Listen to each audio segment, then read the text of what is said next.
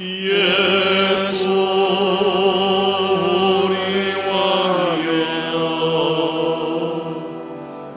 이곳에 오셔서 보좌로 주여 임하사 찬양을 받아주소서. 주님을 찬양하리 주님을 경외하오니 왕이신 예수여 오셔서 좌정하사 다스리소서.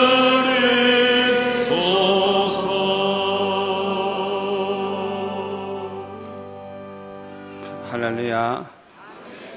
하나님께서 큰 은혜 주실 줄 믿습니다. 잘들 나오셨습니다. 옆에 분들 인사하실까요? 잘 나오셨습니다. 잘 나오셨습니다. 하나님의 말씀인 성경을 보면은 우리 예수 믿는 사람들은 특별히 큰 축복을 받은 사람임을 알 수가 있습니다. 성경에 보면 우리 예수 믿는 사람들은 가장 큰 복을 받은 사람들인데, 창세전에 하나님의 택하심을 받았고 예수님의 십자가 공로로 죄사함 받았고 성령으로 거듭나서 성령이 함께 해주시는 가운데 신앙생활하다가 하나님 나라에 들어가서 영생 복락을 누리는 이런 엄청난 축복을 받은 사람임을 우리에게 말씀해 주고 있습니다. 여러분 곰곰이 생각해 보세요. 우리 예수 믿는 사람보다 더 큰 복을 받은 사람이 어디 있겠는가? 우리 예수 믿는 사람들은 가장 귀한 복을 받았고 또 가장 행복한 사람인 줄로 믿습니다. 그런데 오늘날 예수를 믿는다고 하면서도 자기 자신이 받은 복이 무엇인지 모르고 사는 사람이 있어요. 자기 자신이 얼마나 행복자인 것을 모르고 사는 사람들이 있어요. 그래서 예수를 믿는다고 하지만은 조금도 기쁨이 없고 예수 믿는 즐거움도 없고 교회를 나가도 아주 정말 힘들게 억지로 나가고 예수 믿게 된 이 축복이 얼마나 큰지 모르기 때문에 그렇게 사는 사람들이 있어요. 자기 자신이 얼마나 행복한 자인 것을 모르기 때문에 그 행복함을 모르고 사는 그런 사람들이 너무 많이 있습니다. 그뿐만 아니라 예수를 믿는다고 하면서도 자기 자신이 장차 들어가 살 하나님 나라에 대해서는 별로 관심이 없고 오직 이 세상에 대한 관심만 있어가지고 어떻게 하면 건강한 몸으로 장수할까? 어떻게 하면 돈을 많이 벌어서 잘 살아볼까? 어떻게 하면 출세를 해서 좀 이 세상에서 영광을 누려볼까? 가재짜나 깨나 그냥 이 세상의 것에 대한 관심이 집중되어 있는 사람들이 참으로 많이 있습니다. 혹시 이 자리에 계신 여러분 중에도 그런 분이 계시다고 하면 하나님의 말씀에 귀를 기울이시기를 바랍니다. 이사야 40장 6절에 보면은 하나님께서 이사야 선지자에게 말씀하시기를 나가서 외치라 말씀을 하셨어요. 그때 이사야가 말하기를 내가 무엇이라고 외치리까 하면서 반문했을 때 하나님께서 말씀하시기를 모든 육체는 풀이요 그 모든 아름다움은 들의 꽃과 같으니 풀은 마르고 꽃은 시드나 우리 하나님의 말씀은 영영이 서리라 하라. 이렇게 말씀을 하셨어요. 모든 육체는 풀이다. 모든 인간들의 영광과 그 아름다움은 들의 꽃과 같다. 이것을 외치라고 하나님께서 말씀을 하셨습니다. 사람들은 누구나 풀이나 들의 꽃과 같은 인생을 살고 있는 것입니다. 아름답게 피어났다가도 저녁이 되면 시들어 떨어지는 들의 꽃과 같은 그런 인생을 살고 있는 것입니다. 이와 같이 인생은 참으로 허무한 것입니다. 그러므로 우리 예수 믿는 사람들은 이 세상에만 관심을 가지고 살아서는 안 될 줄 믿습니다. 우리가 살고 있는 이 세상은 잠시 머물다가는 여관과 같습니다. 즐거워도 잠깐이고요, 괴로워도 잠깐입니다. 조금만 참으면 끝나는 게 이 세상살이에요. 잠시 머물다가는 여관과 같아요. 우리가 영원히 살 것은 이 세상이 아니고 오직 하나님의 나라입니다. 그러므로 우리 예수 믿는 사람들은 마음에 천국을 이루고 또 천국과 같은 곳에서 천국을 맛보면서 살다가 천국에 가는 것이 가장 큰 복이요 가장 큰 행복인 것입니다. 그런데 예수님은 이 세상에 계실 때 처음으로 이제 말씀을 전하실 때 처음 하신 말씀이 뭐냐? 회개하라 천국이 가까웠나니라. 바로 이 말씀을 하셨어요. 회개하라 천국이 가까웠나니라. 왜 이 말씀을 하셨는가 하니 회개하지 아니한 사람은 하나님 나라에 들어갈 수가 없기 때문에 우리 주님은 회개하라고 천국이 가까웠다고 말씀을 하신 것입니다. 천국문은 매우 좁은 문입니다. 그래서 죄점을 지고서는 통과할 수가 없어요. 죄점을 다 벗어버린 사람만이 통과할 수 있는 게 천국문이에요. 그러므로 모든 죄를 회개해야 되는 것입니다. 예수님의 십자가 앞에 죄점을 내려놓아야 하는 것입니다. 여러분 잘 들으세요. 회개하는 자만이 예수님의 십자가 공로로 죄사함 받습니다. 회개하는 자만이 모든 죄점을 벗어버릴 수가 있습니다. 회개하는 자만이 천국문을 통과할 수가 있는 것입니다. 그런데 이렇게 회개하는 자에게 하나님이 주시는 선물이 있는데 그 선물이 뭐냐 하면 성령의 선물을 주십니다. 그러므로 사도행전 2장 36절에 보면은 베드로가 설교를 하기를 그런저 이스라엘 온 집이 정령할지니 너희가 십자가에 못 박은 이 예수를 하나님이 주와 그리스도가 되게 하셨느니라 이렇게 외치니까 많은 사람들이 그 말씀을 듣고 마음에 찔려서 형제들아 우리가 어찌할꼬 하면서 가슴을 치며 회개하기 시작을 했습니다. 이때 베드로가 또 설교를 하기를 너희가 회개하여 각각 예수 그리스도의 이름으로 세례를 받고 죄사함을 얻으라 그리하면 성령을 선물로 받으리니 이 약속은 너희와 너희 자녀와 모든 먼데 사람 곧 주 우리 하나님이 얼마든지 부르시는 자들에게 하신 것이라 이렇게 외쳤습니다. 회개하여 죄사함을 받으면 성령을 선물로 받으리라고. 아멘. 이와 같이 성령을 선물로 받은 사람의 마음속에는 천국이 이루어집니다. 성령으로 충만하면 충만할수록 그 마음속에 천국이 온전하게 이루어지는 것입니다. 우리 예수 믿는 사람들이 왜 은혜를 받아야 되느냐? 왜 성령의 충만함을 받아야 되느냐? 우리 예수 믿는 사람이 은혜를 받지 아니하면 마음의 천국이 이루어지질 않아요. 성령의 충만한 은혜를 받아야 마음의 천국이 이루어지는 것입니다. 로마서 14장 17절에 보면 하나님의 나라는 먹는 것과 마시는 것이 아니요 오직 성령 안에서 의와 평강과 희락이라 그랬어요. 하나님의 나라가 어디에 이루어지느냐? 천국이 어디에 이루어지느냐? 잘 먹고 잘 산다고 이루어지는 게 아니라 오직 성령 안에서, 아멘? 성령 안에서 이루어지는 것입니다.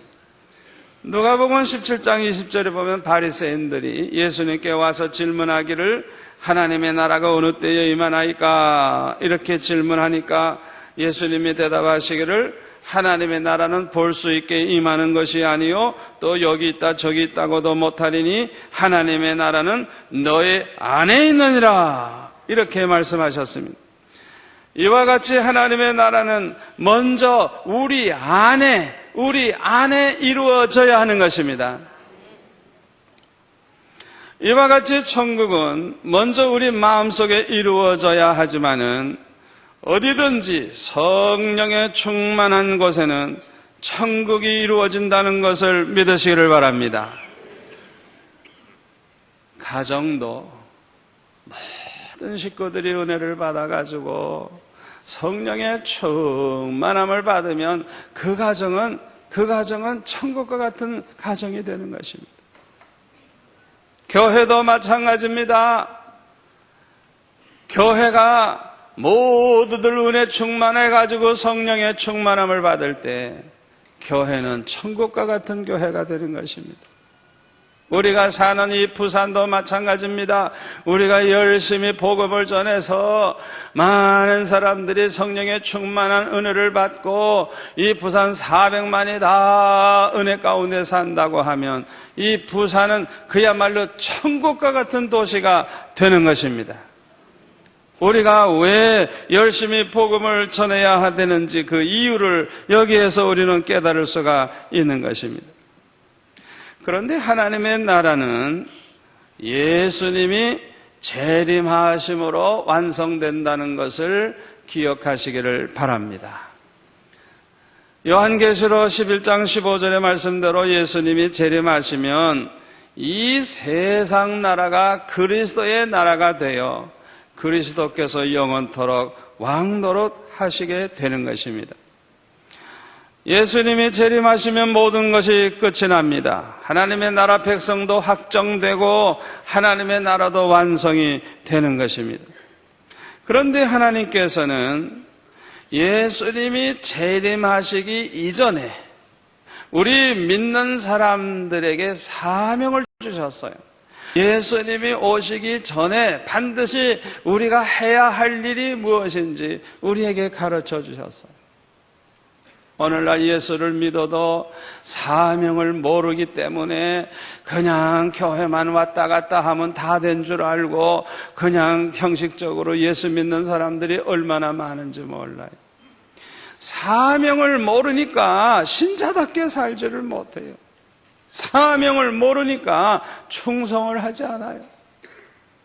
사명이 몰라서 자기 할 일을 하지를 못하는 것입니다. 그러면 하나님께서 우리에게 주신 사명이 뭐냐? 첫째로는 자신의 마음속에 천국을 이루는 것입니다. 여러분, 저와 여러분에게 주신 첫 번째 사명이 뭐냐? 내 안에 천국이 이루어져야 하는 것입니다. 내 안에, 내 마음속에 하나님의 나라가 이루어지게 하는 것이 첫 번째 사명인 것입니다. 우리 예수 믿는 사람들이 성령의 충만함을 받아서 마음속에 천국이 이루어지면 그 얼굴만 봐도 은혜가 돼요. 우리 예수 믿는 사람들이 마음의 천국을 이루고 살아보세요. 얼마나 전도가 됩니까? 아이고, 저 집은 뭐가 저렇게 좋아서 항상 기쁨이 넘치고 얼굴이 왜 저렇게 빛이 나지? 하하, 예수 믿어서 그렇대. 그게 얼마나 전도가 되겠어요? 그런데 예수 믿는다고 하면서도 마음이 꼭 지옥과 같고, 그냥 그 얼굴 생김새는 마귀 사춘 같고, 그냥 그 깜둥이 사춘 같고, 그냥 성질은 마귀 사춘 같고, 그냥 그렇게 살아보세요. 그거 얼마나 불쌍한 사람이에요. 우리 예수 믿는 사람들은 첫째 목표가 뭐냐? 내 안에 천국을 이루는 것입니다. 내 안에 하나님의 나라가 이루어지는 것입니다. 성령의 충만한 가운데 살아서 마음의 천국을 이루고 사는 게 우리가 해야 할 첫 번째 목표인 것입니다. 두 번째 사명은 우리 가정을 성령의 은혜로 충만한 가정을 만들어서 천국과 같은 가정을 만드는 것이 우리의 사명입니다. 나만 예수 잘 믿고 나만 천국에 가면 되고 나만 마음의 천국을 이루면 된다, 그런 생각하면 안 돼요. 사랑하는 남편, 사랑하는 아내, 사랑하는 형제, 사랑하는 자녀, 사랑하는 부모, 모두 다 예수 믿고 모두 다 은혜 받아가지고 성령 충만한 가정이 돼서 그 가정이 천국과 같은 가정이 되게 하는 것, 이것이 우리의 사명인 것입니다. 세 번째 사명은 주님의 몸된 우리 교회를 천국과 같은 교회로 만드는 것입니다. 오늘날 교회가 뭔지도 몰라가지고 교회 생활을 잘못하는 사람들이 너무나도 많아요. 그래서 어떤 교회는요, 교회만 가면 오히려 더 골치가 아파. 교회만 가면 시끄럽고, 교회만 가면 시기 질투가 들끓고, 그냥 교회만 가면 얼마나 괴로운지.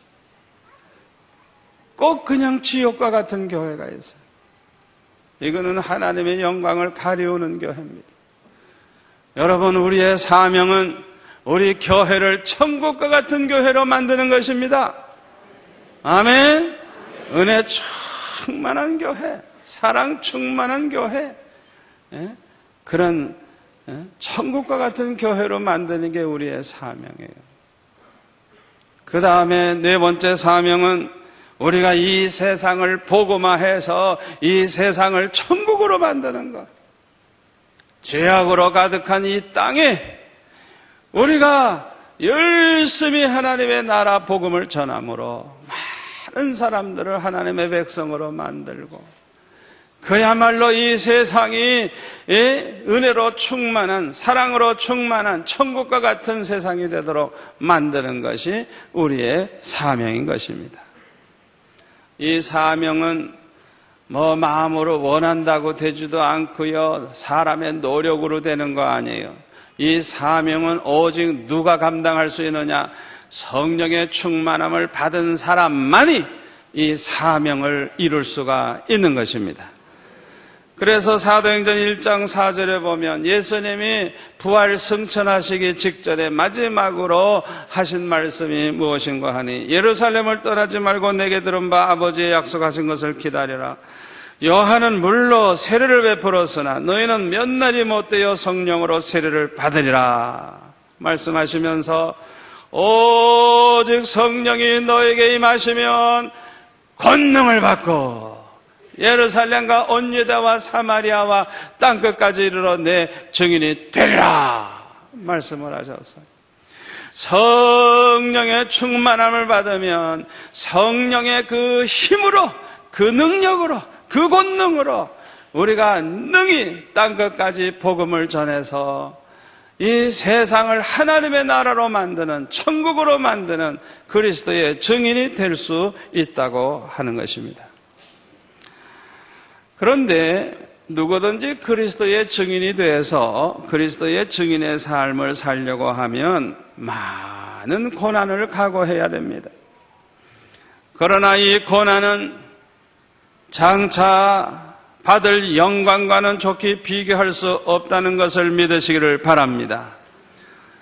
그리스도의 증인이 돼서 그리스도의 증인의 삶을 살려고 할 때 그 당하는 그 고난은 장차 얼마나 큰 영광이 되는지 언제나 우리가 그것을 알고 그 고난을 기쁨으로 짊어져야 되는 것입니다. 요한계시록 20장 4절에 보면 또 내가 보좌들을 보니 거기 앉은 자들이 있어 심판하는 권세를 받았더라. 또 내가 보니 예수의 증거와 하나님의 말씀을 인하여 목배임을 받은 자의 영혼들과 또 짐승과 그의 우상에게 경배하지도 아니하고 이마와 손에 그의 표를 받지도 아니한 자들이 살아서 그리스도로 더불어 1000년 동안 왕 노릇하니. 여러분, 이 말씀을 그대로 믿습니까? 우리가 왜 환난과 핍박을 당하여도 신앙의 지조를 지키고 왜 고난을 당하여도 복음을 전해야 되느냐, 그 이유를 여기에서 알 수가 있는 것입니다. 장차 받을 그 영광이 너무나도 큰 것입니다. 요한계시록 21장에 보니까요, 우리 예수 믿는 사람들이 장차 들어가서 살 하나님의 나라가 얼마나 좋은지 아주 자세하게 설명을 하고 있어요. 21장 1절에 보니까 또 내가 새 하늘과 새 땅을 보니 처음 하늘과 처음 땅이 없어졌고 바다도 다시 있지 않더라. 또 내가 보매 거룩한 성 새 예루살렘이 하나님께로부터 하늘에서 내려오니 그 예비한 것이 신부가 남편을 위하여 단장한 것 같더라 그랬습니다. 여러분, 새 집에 들어가 살아보셨어요? 새로 지었고 아주 아름답게 꾸민 그런 집에 들어갈 때 기분이 얼마나 좋아요. 하나님 나라는 꼭 무엇과 같은 거 하니 신부가 신랑을 위해서 아주 단장을 이쁘게 한 것과 같다는 거예요. 그렇게 아름답고 깨끗하고 좋다는 것입니다. 내가 들으니 보좌에 큰 음성이 나서 가로되 보라, 하나님의 장막이 사람들과 함께 있음에 하나님이 저희와 함께 거하시리니 저희는 하나님의 백성이 되고 하나님은 친히 저희와 함께 계셔서 모든 눈물을 그 눈에서 씻기심에 다시 사망이 없고 애통하는 것이나 곡하는 것이나 아픈 것이 다시 있지 아니하리니 처음 것들이 다 지나갔음이로라. 여러분, 하나님의 나라는요, 하나님의 나라는 하나님 모시고 사는데요, 하나님께서 우리의 모든 눈물을 다 씻어주신답니다.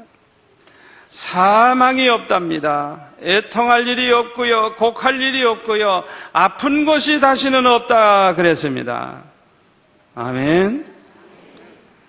보좌에 앉으신 이가 가라사대 보라, 내가 만물을 새롭게 하노라 하시고 또 가라사대 이 말은 신실하고 참되니 기록하라 하시고 또 내게 말씀하시되 이루었도다. 나는 알파 오메가여 처음과 나중이라. 내가 생명수 생물로 목마른 자에게 값없이 주리니 이기는 자는 이것들을 유업으로 얻으리라. 나는 저의 하나님이 되고 그는 내 아들이 되리라. 10절에 보니까 성령으로 나를 데리고 크고 높은 산으로 올라가 하나님께로부터 하늘에서 내려오는 거룩한 성 예루살렘을 보이니 하나님의 영광이 있음에 그 성의 빛이 지극히 귀한 보석 같고 백옥과 수정같이 맑더라. 크고 높은 성곽이 있고 12문이 있는데 문에 12천사가 있고 그 문들 위에 이름을 썼으니 이스라엘 자손 12지파의 이름들이라. 16절에 보니까 그 성은 네모가 반듯하여 장광이 같은지라. 네모 반듯하답니다. 18절에 보니까 그 성곽은 벽옥으로 쌓였고 그 성은 정금인데 맑은 유리 같더라. 그 성의 성곽의 기초석은 각색 보석으로 꾸몄는데 첫째 기초석은 벽옥이요, 둘째는 남보석이요, 셋째는 옥수요, 넷째는 녹보석이요, 다섯째는 홍만호요, 여섯째는 홍보석이요, 일곱째는 황옥이요, 여덟째는 녹옥이요, 아홉째는 다망옥이요, 열째는 비치옥이요, 11째는 청옥이요, 12째는 자정이라. 저는 터무지 모르겠어요, 이게 뭔지. 그 12문은 12진주니 문마다 한 진주요. 12진주문인데 그 문자 하나가 완전히 하나의 진주로 되어 있다는 거예요. 뉴욕에 가셔서 그 박물관에 가보면 하여튼 전 세계에 가장 아주 어마어마한 그런 보석들이 있는 그런 곳이 있어요. 다이아몬드도 얼마나 큰지, 보석들이 얼마나 큰지 아예 경찰이 옆에 딱 서 있어요. 예? 저는 그것을 보고 이야, 이렇게 큰 게 있구나 아주 감탄한 적이 있는데, 천국에 가면요 문짝 하나가 그냥 진주로 돼 있대요. 또 성의 길은 맑은 유리 같은 정금이더라. 여러분 한번 상상해 보세요. 얼마나 멋있어요. 저와 여러분이 가서 살 곳이 그래요. 22장에 보니까 또 저가 수정같이 맑은 생명수의 강을 내게 보이니 하나님과 및 어린 양의 보좌로부터 나서 길 가운데로 흐르더라. 광자 위에 생명나무가 있어 12가지 실과를 맺히되 달마다 그 실과를 맺히고 그 나무 잎사귀들은 만국을 소성하기 위하여 있더라. 다시 저주가 없으며 하나님과 그 어린 양의 보좌가 그 가운데 있으리니 그의 종들이 그를 섬기며 그의 얼굴을 볼 터이요 그의 이름도 저의 이마에 있으리라. 다시 밤이 없겠고 등불과 햇빛이 쓸데없으니 이는 주 하나님이 저에게 빛이심이라.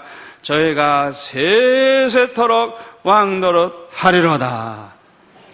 아멘. 여러분은 이 나라를 믿습니까? 여러분은 이 나라에 갈 준비가 되어 있습니까? 여러분은 이 나라에 가서 예수님을 만나게 될 것입니다. 그때 어떤 모습으로 예수님을 만나기를 원하십니까? 사도 바울은 성령의 충만함을 받아서 마음의 천국을 항상 이루고 살았어요. 그렇기 때문에 그는 복음을 전하다가 매를 맞고 때로는 배고픔과 헐벗음과 많은 고통 중에 있어도 항상 기뻐하고 항상 찬양하고, 그는 어떤 형편에서도 기쁨이 충만했어요. 그리고 성도들에게도 기뻐하라, 항상 기뻐하라, 주 안에서 기뻐해라, 다시 말하노니 기뻐해라. 마음의 천국을 이루고 사는 사도 바울은 성도들에게도 그런 말씀을 하셨어요. 어디서든지 기뻐하며 찬양하며 살았고 어디를 가든지 가는 곳곳마다 천국 복음을 전했습니다. 이 세상을 하나님의 나라로 만들기 위해서 열심히 천국 복음을 전했어요. 환난과 핍박을 당하면서도 조금도 두려워하거나 낙심하지 아니하고 담대하게 천국 복음을 전했어요. 그러다가 순교할 날이 가까웠을 때 디모데후서 4장에 보면 디모데에게 이렇게 말합니다. 하나님 앞과 산자와 죽은 자를 심판하실 그리스도 예수 앞에서 그의 나타나실 것과 그의 나라를 두고 엄히 명하노니 너는 말씀을 전파하라. 때를 얻든지 못 얻든지 항상 힘쓰라. 범사의 오래 참과 가르침으로 경책하며 경계하며 권하라. 5절에 보니까 너는 모든 일에 근신하여 고난을 받으며 전도인의 일을 하며 내 직무를 다하라. 관제와 같이 벌써 내가 부음이 되고 나의 떠날 기약이 가까웠도다. 내가 선한 싸움을 싸우고 나의 달려갈 길을 마치고 믿음을 지켰으니 이제 후로는 나를 위하여 의의 면류관이 예비되었으므로 주 곧 의로우신 재판장이 그날에 내게 주실 것이니 내게만 아니라 주의 나타나심을 사모하는 모든 자에게니라. 그래서 사도 바울은 그야말로 자기의 사명을 다한 사람입니다. 예수님은 일평생 하나님의 나라에만 관심을 두고 사셨습니다. 어디를 가시든지 하나님의 나라를 전파하셨습니다. 그리고 하나님의 나라를 위해서 사시다가 십자가에 못 박혀 죽으셨고 사흘 만에 부활하셨고 승천하셔서 하나님 우편에 앉아 계십니다. 머지않은 장래에 다시 오실 것입니다. 그리하면 이 세상은 그리스도의 나라, 하나님의 나라가 온전히 이루어질 것입니다. 저와 여러분도 예수님처럼 하나님 나라에 관심을 들고 살아갈 수 있기를 바랍니다. 어디를 가든지 하나님의 나라를 전파하고 하나님의 나라를 위해서 십자가를 지고 고난을 달게 받는 성도가 되시기를 바랍니다. 그래서 장차 예수님 재림하시면 하나님 나라에서 멸류관 쓰고 예수님과 함께 왕노릇하는 성도들이 되시기를 축원합니다. 기도하겠습니다. 아버지 하나님 감사합니다. 오늘 주신 말씀 마음에 깊이 새겨서 마음에 천국을 이루고 가정천국을 이루고 교회천국을 이루고 이 세상을 천국으로 만드는 일에 충성하다가 주님 앞에 갈 수 있는 저희들 되게 하여 주옵소서. 이 사명을 잠시도 잊지 않고 살아가는 저희들 되기를 원합니다. 예수님의 이름으로 기도하옵나이다. 아멘.